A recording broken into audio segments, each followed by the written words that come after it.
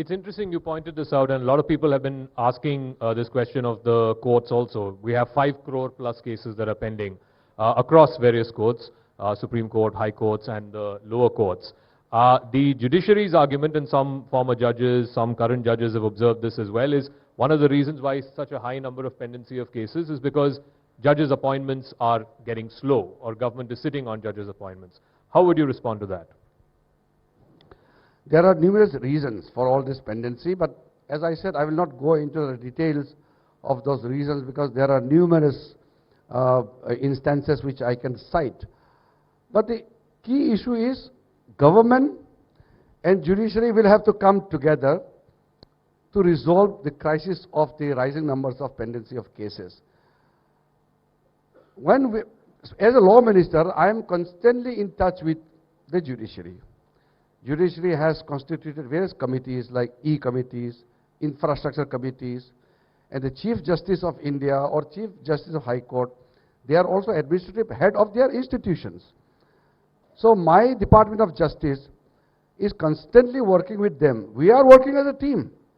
It is just because some of the actors in the society who are deliberately trying to create certain kind of fissures, confusions or conflicts, they only try to portray in a negative manner that there is some kind of a misunderstanding or conflict between the government and the judiciary, which is not correct. We have an excellent working relationship with the judiciary, and we have to work as a team. Now, one of those actors you may want to qualify is the opposition. We've seen this in Parliament also the last couple of days. Rahul Gandhi says that all institutions, including the judiciary, all other democratic institutions in India have been captured. How do you respond to that? First of all, I don't want to respond to Rahul Gandhi because his statements do not contain any concrete substance. So it doesn't deserve that kind of response. But since there's a calibrated effort being launched in the country and outside the country, then the matter becomes serious. There is a design going on in our country to weaken our democracy and to weaken the judiciary. They are also trying to tarnish the image of the Indian democratic system and Indian judiciary. These people are making some preemptive accusation that government is interfering into the judicial matter or government is trying to control the Indian judiciary. Those people who say that Indian judiciary is compromised, those group of people who constantly say that government is trying to capture the Indian judiciary, they are actually trying to undermine the Indian judiciary itself, because Indian judiciary is absolutely independent. Worldwide, the Indian judiciary is respected. So by attacking Indian judiciary, by undermining the authority of the judiciary, they want to weaken our system. There is a design. I know everything, but I will not divulge all the details here. The calibrated efforts are done in such a way that they want to actually question the credibility of the system itself. When I talk about the system, the government, all the institutions, all the authorities, including legislature, executive and the judiciary. That is why this will never succeed. Indian judiciary is strong.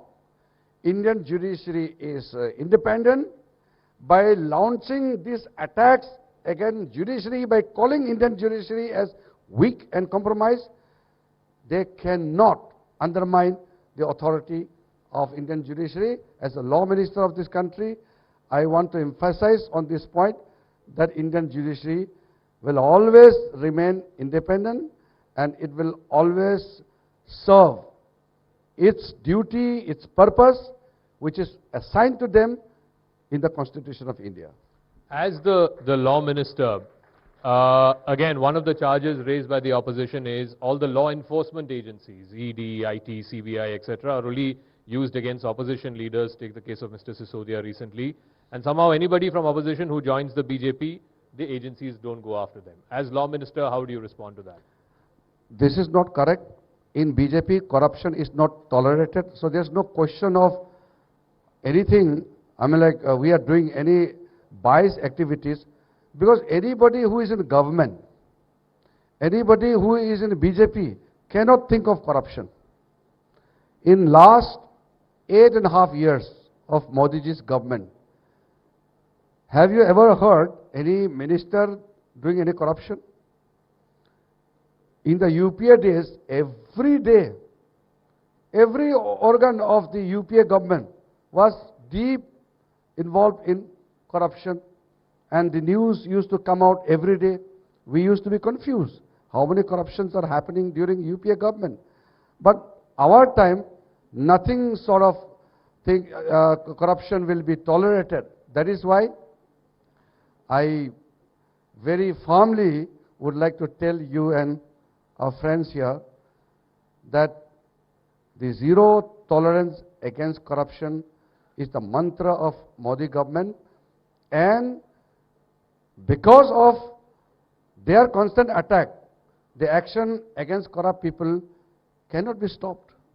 One final word as we wrap up this session. I want to come back to where I started.